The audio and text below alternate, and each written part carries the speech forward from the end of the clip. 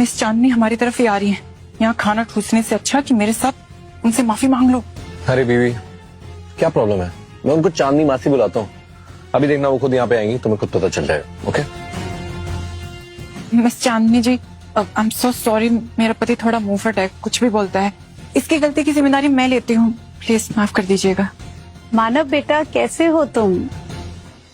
मैं ठीक हूँ मासी, आप बताओ। चांदनी मासी, कितना टाइम हो गया ना मिले।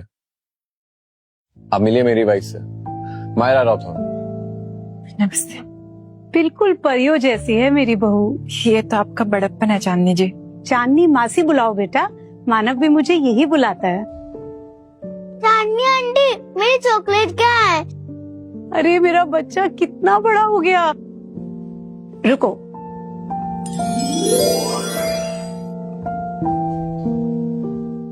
ये लो तुम्हारी चॉकलेट।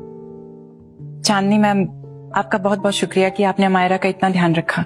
बेटा ये तो मेरा फर्ज है। चांदनी मासी, एक बहुत इम्पोर्टेंट बात करनी थी। बोलो बेटा। एक्चुअली मायरा जो है वो आपसे ट्रेनिंग लेना चाहती है। आप क्या उसे ट्रेनिंग दोगी? मानव बेटा, ये तो तुम्हें भी पता है, ये बिल्कुल नामुमकिन है। भला मायरा के सामने मेरी क्या औकात है? बेटा तुम्हें ये पता भी नहीं है कि तुम कितनी ताकतवर हो। पर तुम बिल्कुल चिंता मत करो, मैं ट्रेनिंग देके तुम्हारे स्किल्स को निखारने के लिए बिल्कुल तैयार हूँ। Thank you so much master Chandni, thank you so much. नहीं नहीं बेटा, हाथ मत जोड़ो।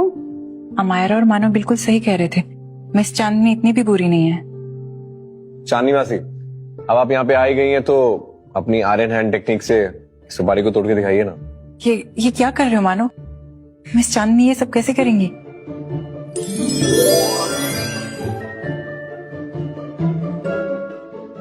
ये लो। क्या मास्टर चांदनी ने अपने हाथों से मानव के लिए सुपारी के टुकड़े करे?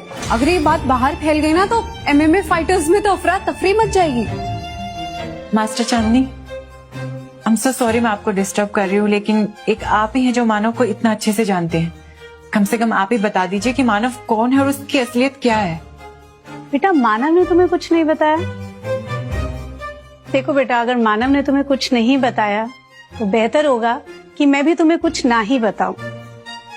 पर हाँ, एक बात जरूर कहूंगी, मानव एक बहुत ही प्यारा और शरीफ बच्चा है। पर मुझे समझ नहीं आ रहा कि आप और मानव एक दूसरे को कैसे जानते हैं। आई मीन ये रिश्ता कैसे बना? बेटा ये उस टाइम की बात है जब मानव का इंडियन आर्ट और पोएट्री में बहुत इंटरेस्ट था। एंड यू नो, उससे बेहतर कोई था ही नहीं। तो बस चीजें सीखते सीखते कब ये रिश्ता मासी और भांजे में कन्वर्ट हो गया, पता ही नहीं चला। मैडम जी, सर आपको बुला रहे हैं। मायरा बेटा, मुझे कुछ जरूरी काम आ गया है, मैं तुमसे बाद में मिलती हूँ। ओके, अपना ध्यान रखें। आप इस इवेंट पे आने के लिए thank you so much. Thank. देखा मिस मायरा, मैंने कहा था ना, मानव सिर्फ और सिर्फ एक आम आदमी और कुछ नहीं। हाँ, एक पल के लिए मुझे भी लगा था कि उसकी असलियत कुछ और है, पर वो तो एक पोएट्री लवर निकला यार। चलिए।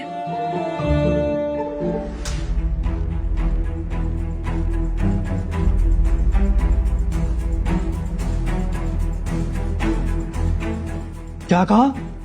मानव का कोई हाई प्रोफाइल लोगों से कोई लेना देना नहीं है, नहीं कोई पूछता है, नहीं बिना आता है। मैंने तो सोचा था बहुत ही खास आदमी होगा, लेकिन ये तो फ्रॉड निकला। आगे क्या करना है बॉस? करना क्या है? बाहर निकाल कर फेंको, आप ही के यहाँ पे।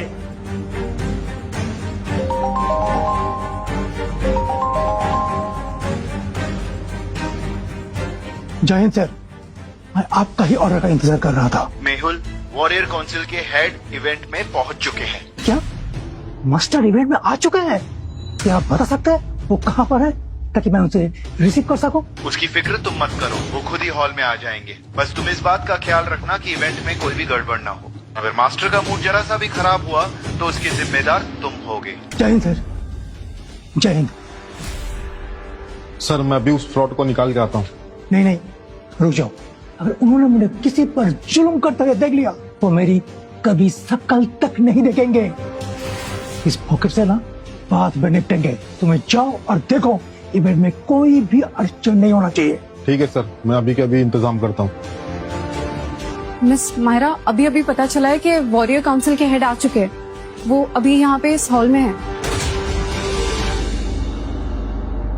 मिस मायरा, लेकिन मुझे ये समझ में नहीं आ रहा है कि इतने लोगों के बीच में हम ढूंढेंगे कैसे कि वॉरियर काउंसिल का हेड कौन है। पर मम्मी मुझे पता है कि वॉरियर काउंसिल का हेड कौन है।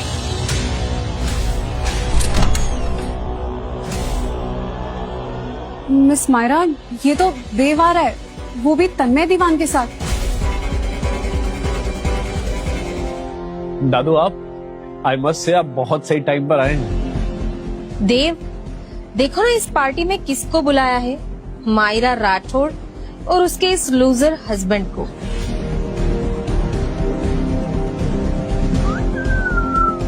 मिस मायरा, तुम्हें याद है ना, मैंने तुम्हें आखिरी मुलाकात में कहा था मैं तुम्हें छोड़ूंगा नहीं। वक्त आ गया है, अब तो मेरे दादा भी मेरे साथ हैं। तुम्हारा बचना बहुत मुश्किल है। यहाँ पे ना किसी तरीके का तमाशा करने का सोचना मत देव। एग्जैक्टली। अगर तुम चाहती हो कि तमाशा ना हो तो अपनी औकात भूलना मत। देव,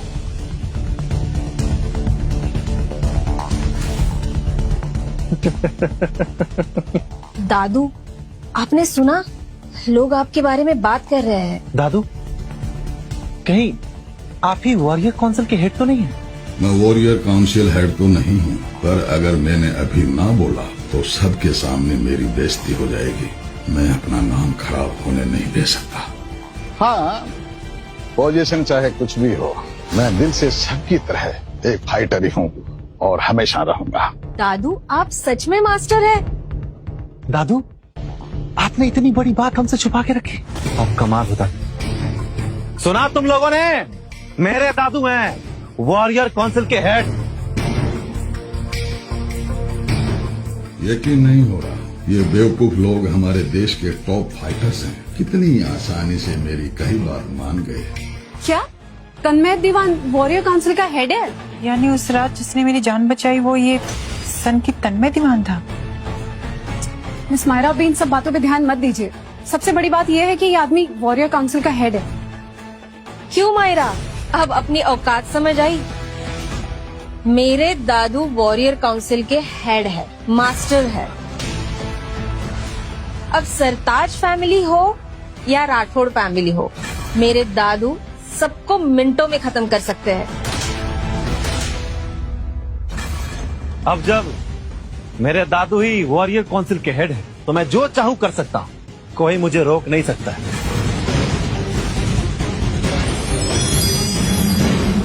अब मैं तुझ जैसे कीड़े को भी चुटकी में मसल सकता हूं।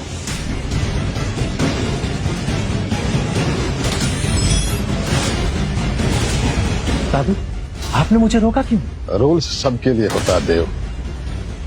इस इवेंट में कोई लड़ाई नहीं होगी। आप सही कह रहे हैं दादू। मैं हूँ असली वॉरियर काउंसिल की हेड की बेटी।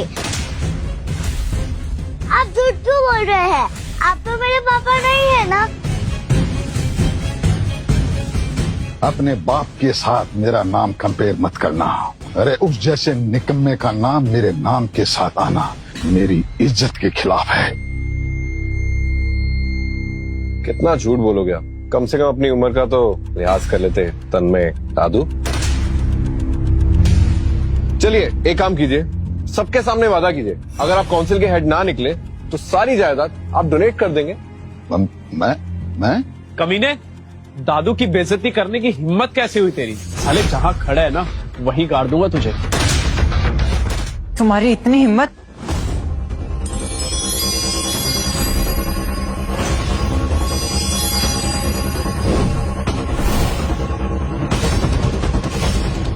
मायरा की पावर्स इतनी कम हो गई है कि प्रणय जैसे लोग उनको काबू कर पा रहे हैं।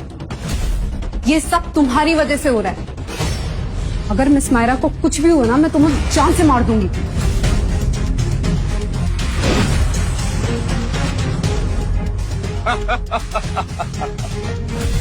तुम्हें शायद नहीं पता है मायरा, लेकिन मैं तुमसे 3 साल पहले ही हाफ यौगिक मास्टर बन गया था, इसलिए मुझसे उलझने की कोशिश मत करना। तुम जिस भी लेवल पे हो, पर मानव तक पहुंचने से पहले तुम्हें मुझसे होकर गुजरना पड़ेगा।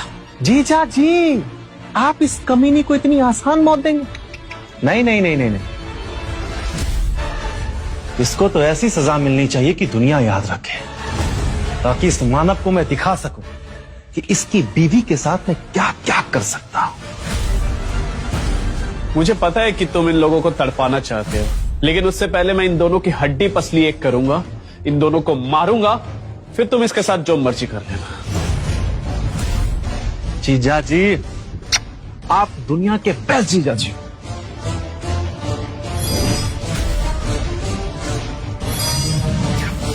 ये मूव, इस मूव को तो मैं भी नहीं संभाल पाऊंगी। मेरी बीवी को हाथ लगा के तूने अपनी मौत को खुद न्योता दिया प्रणय। आगे की कहानी देखिए क्विक टीवी ऐप पर। आज ही शुरू कीजिए इसका फ्री ट्रायल।